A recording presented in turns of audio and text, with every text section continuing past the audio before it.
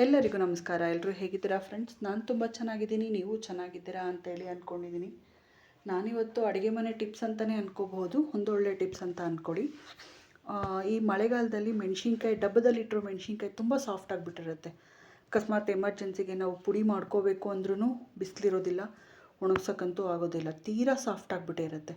ಆ ಸಮಯದಲ್ಲಿ ಇದನ್ನು ಹೇಗೆ ಗರ್ಗರಿಯಾಗಿ ನಾವು ಒಣಗಿಸ್ಕೊಳ್ಳೋದು ಅನ್ನೋದೇ ಒಂದು ಟಿಪ್ಸ್ ನಾನು ನಿಮಗೆ ಕೊಡ್ತಾ ಇರೋದು. ನಾನು ತುಂಬ ವರ್ಷದಿಂದ ಇದನ್ನು ಫಾಲೋ ಮಾಡ್ತಾ ಇದ್ದೀನಿ.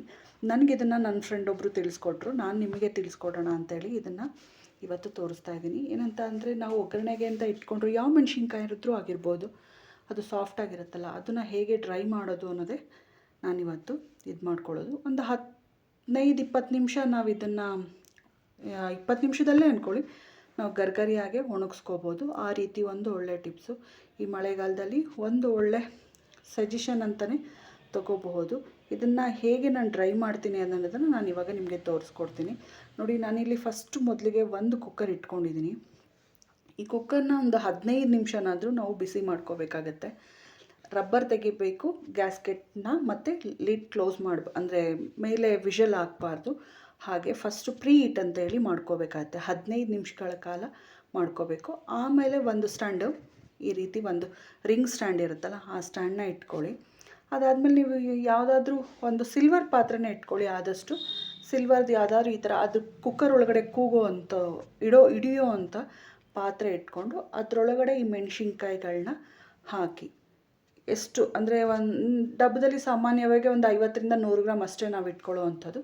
ಅಷ್ಟು ಮೆಣಸಿನ್ಕಾಯಿನ ಇದರಲ್ಲಿ ಹಾಕಿ, ರಬ್ಬರು ಮತ್ತು ವಿಷಲ್ ಎರಡೂ ಹಾಕ್ತಲೇ ಲಿಡ್ನ ಕ್ಲೋಸ್ ಮಾಡಿ, ಆ ಮುಚ್ಚಳ ಮುಚ್ಚಿ ಒಂದು ಸಿಮ್ಮಲ್ಲಿ ಕಡಿಮೆ ಅಂದರೂ ಒಂದು 15 ನಿಮಿಷಗಳ ಕಾಲ ನಾವು ಇದನ್ನು ಬಿಸಿ ಮಾಡಿಕೊಂಡ್ರೆ ನಮಗೆ ಮೆಣಸಿನ್ಕಾಯಿ ಗರ್ಗರಿಯಾಗೆ ಆಗುತ್ತೆ. ಜ್ಞಾಪಕ ಇರಲಿ, 15 ನಿಮಿಷದ ಮೇಲೆ ಇಡಕ್ಕೆ ಹೋಗ್ಬೇಡಿ, ಉರಿ ಎತ್ತಬೇಡಿ, ಸೀದೋಗುತ್ತೆ, ಕರಕಲು ವಾಸನೆ ಬಂದ್ಬಿಡತ್ತೆ. 15 ನಿಮಿಷಗಳ ಕಾಲ ಸಣ್ಣ ಉರಿನಲ್ಲಿ ಇಟ್ಕೊಂಡ್ರೆ ಸಾಕಾಗತ್ತೆ. ಈ ರೀತಿ ಗರ್ಗರಿಯಾದಂಥ ಮೆಣಸಿನ್ಕಾಯಿ ನಮಗೆ ರೆಡಿ ಆಗುತ್ತೆ. ಬಿಸಿಲಿಲ್ಲ ಅಂದರೂ ಪರವಾಗಿಲ್ಲ, ನಾವು ಇದನ್ನು ಒಣಗಿಸ್ಕೋಬೋದು.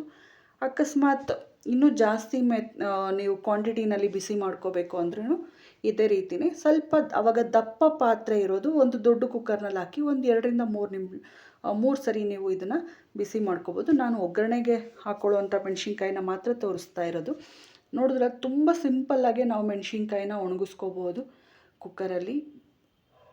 ಸಾಫ್ಟಾಗೂ ಇರುತ್ತೆ, ಅಂದರೆ ಗರ್ಗರಿಯಾಗೆ ನಮಗೆ ಇದು ಬರುತ್ತೆ.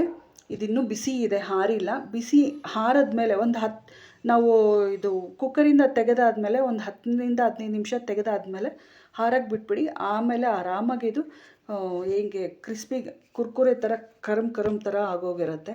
ನೋಡಿದ್ರಲ್ಲ, ಇದು ಒಳ್ಳೆ ಟಿಪ್ಸ್ನ ನೀವು ನಿಮ್ಮ ಮನೇಲಿ ಟ್ರೈ ಮಾಡಿ. ಇದೇ ಥರ ಹೇಗೆ ಬಂತು ಅಂತ ತಿಳಿಸೋದನ್ನು ಮಾತ್ರ ಮರಿಬೇಡಿ. ತುಂಬ ದಿನಗಳ ಕಾಲದಿಂದ ಇದನ್ನು ತೋರಿಸ್ಬೇಕು ಅನ್ನೋದಿತ್ತು. ನೋಡಿ, ಇದು ನಾನು ಇವಾಗ ತೋರಿಸಿರೋದು 15 ನಿಮಿಷ ಆದಮೇಲೆ ಮೆಣಸಿನ್ಕಾಯಿ ಒಣಗಿರೋ ಅಂಥದ್ದು. ನೋಡಿ, ಮುರಿದಿದ ತಕ್ಷಣ ಎಲ್ಲ ವಿಡಿಯೋ ನೋಡಿದ್ದಕ್ಕೆ ಇಲ್ಲಿವರೆಗೂ ತುಂಬ ಹೃದಯದ ಧನ್ಯವಾದಗಳು friends. Thank you so much.